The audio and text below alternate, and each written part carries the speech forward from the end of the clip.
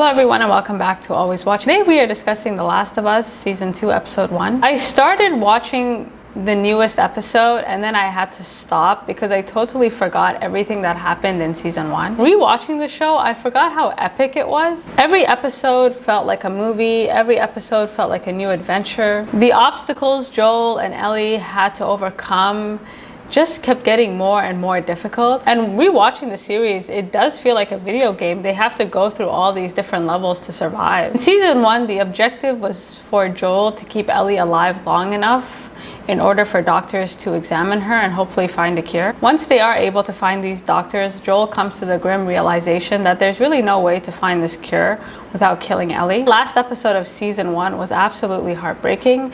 And on one hand, I understood Joel's position, but on the other hand, I felt bad for the millions of people stuck in this hellish world. Season 1 ended with Joel lying to Ellie about what happened with the fireflies. And towards the end of Season 1, the relationship between Joel and Ellie took such a drastic turn. After Ellie saved Joel from those weird cult people, Joel started to look at Ellie differently. He started to look at her as a daughter. They went from being partners to friends to Joel really taking on a more fatherly figure, one that she never really asked for or wanted. He started to talk to Ellie as if she was his child, and he kept comparing his daughter to her and how they would be friends.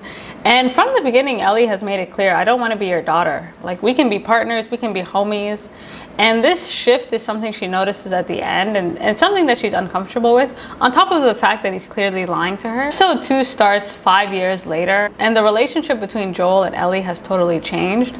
Joel still loves Ellie, but Ellie is she has cut him off. Season 2 doesn't start off with the same explosive energy as Season 1, but there were still a few highlights. Joel looks much older. Like, I know it's only been 5 years, but I don't know why he looked like he was like on the verge of death. I guess the stress and Ellie giving him the cold shoulder has really aged him. Like, he's not as fine as he was. After the incident with the fireflies, they were returned home to that wonderful commune Joel's brother was living in. This community is almost too good to be true. Towards the end of Season 1, we find out that their time here will likely come to an end. The massacre at the Fireflies headquarters triggers this manhunt for Joel, and we are introduced to a character named Abby. Abby was giving me Kathleen energy from Season 1. If you remember Kathleen, who very much wanted to avenge her brother, unfortunately, she did so at the expense of everyone else. Abby is not only determined to get Joel, she is determined to torture him until his dying breath. Now, I don't know anything about Abby, but the streets are saying Abby is supposed to be very muscular and very strong. I really felt for Abby and I understood her motivations. However, I just don't see her taking out Joel. I definitely felt the anger and the power Abby had over this group of people that she was leading, but definitely not the strength. I think what I would have loved from Abby and this new group that we are introduced to is to really get that sense of dread, knowing someone who can finally kill him is coming for Joel. But I didn't really get that energy. Like, I would have loved to have that feeling immediately, like, oh, something really bad is coming. But to be honest, even if Abby somehow gets to Joel, I just don't see how she's going to be able to take him out. She might be able to outsmart him, but physically she's no match. I love the confusion about his name, Joel or Joe. Now, my understanding is Joe is short for Joel, so I don't know why they were so confused. Also, the comment about him being handsome, I was like, who wrote that in? And yes, he is handsome. Like, rewatching Season 1, I'm not gonna lie, I was really into it. I kept thinking, like, how do I find a non-toxic version of this character in real life? A man who's actually emotionally available. And I guess that would be the real Pedro Pascal, because in real life he seems very outgoing and very sweet and very, like, you know, emotionally available. And I was thinking about his past roles, and for those of you who have not seen Narcos Season 1, he also gives the same toxic hot energy. So if you're looking for another escape, Season 1 of Narcos with Pablo Escobar is definitely worth a watch. While these fireflies slowly make their way to Joel, we catch up with Ellie and Joel. Now, from the start of the episode, we do get the sense that the walls are closing in.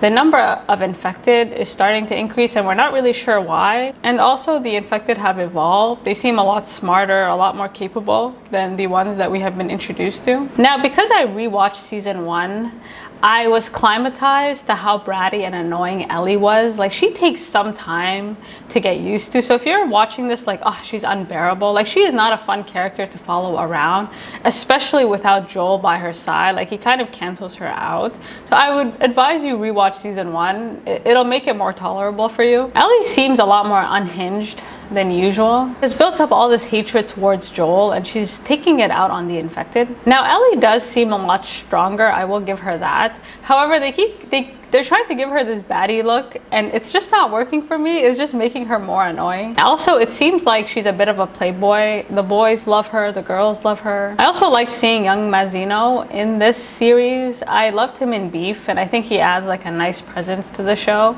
And he's really into her, which I thought was interesting because he's clearly not her type. Because of season 1, episode 1, I was expecting something super dramatic to happen, like maybe this community would fall right away, because we don't have that many episodes.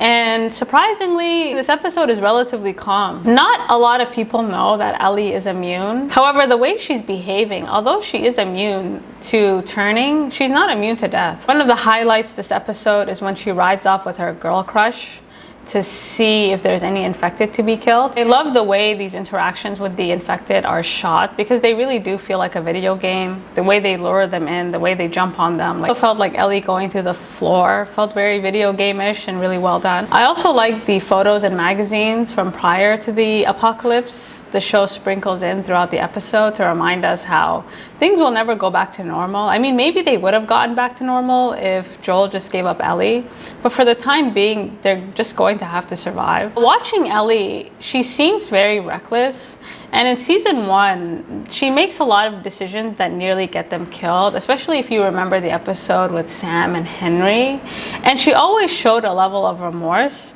However, the way she's moving, I mean, she almost doesn't care, or she gravely overestimates her ability not only to protect herself but the people around her. We noticed that after her patrol she was scratched, and for me this suggests that she's not as strong as she thinks she is, and the reason she's getting lucky is because she can't get infected. But again, that doesn't mean she can't be killed. Another thing that struck me about Ellie is how popular she is. She has a lot of friends, she's able to socialize, and this is so different from the Ellie in season 1.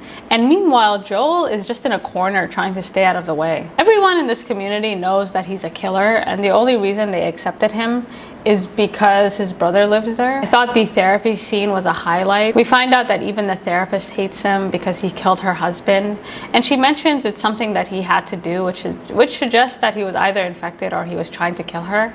Joel essentially spends his time lurking over Ellie and just waiting to step in to save her. Talks about her life as if he has some sort of say over it. At one point, he goes over to her place and grabs this guitar and insists on fixing it. And Ellie's attitude, we don't see a lot of interactions between them, but it seems like she's very calm towards him. Like, she gives him the cold shoulder, but she's careful not to scream at him or demonize him in any way. However, he really pushes his luck. I thought the dance scene at the community center was also very well done. Nina and Bella are dancing, and this old man comes over and shames them. One of the most fascinating aspects of this series is how people choose to live after the apocalypse. The urge is not to just go back to the way things were, but almost to make things worse. And we saw that in the last season with that creepy commune. And you would think after the world ended, you wouldn't really care about how other people lived. You think you'd want to be more open-minded, but oftentimes people regress.